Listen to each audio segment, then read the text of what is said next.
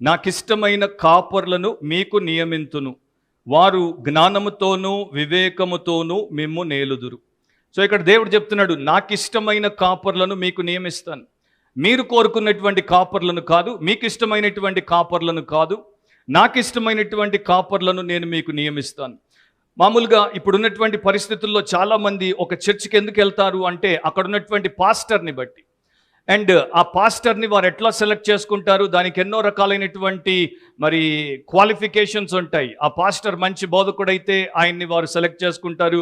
ఆ పాస్టర్కి మంచి పేరుంటే ఆయన్ని వారు సెలెక్ట్ చేసుకుంటారు. ఆ పాస్టర్ని చాలామంది ఫాలో అవుతే ఆయన్ని సెలెక్ట్ చేసుకుంటారు. లేకపోతే ఆ పాస్టర్కి ఇంకేదైనా టాలెంట్ ఉంటే దాన్ని బట్టి, మ్యూజిషియన్ అయితే, సింగర్ అయితే దాన్ని బట్టి.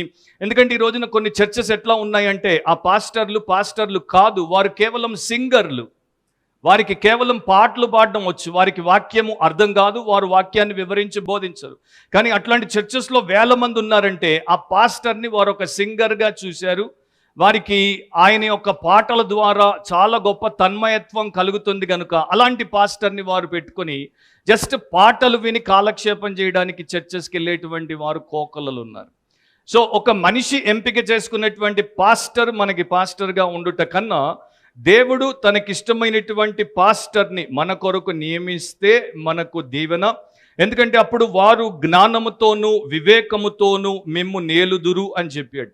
దైవ చిత్తం ప్రకారము, దేవుడి యొక్క ఆలోచన ప్రకారము వారు మనల్ని నడిపించాలి, వారు మనకు మార్గదర్శకులుగా ఉండాలి, వారు మనకు ఆత్మీయ శ్రేయోభిలాషులుగా ఉండి మనకు ఆత్మీయ క్షేమాన్ని కలిగించాలంటే, వారు మనల్ని జ్ఞానముతో వాక్యానుసారంగా పాలించి నడిపించాలంటే వారు దేవునికి ఇష్టలుగా ఉండాలి, దేవుని చేత ఆమోదించబడాలి.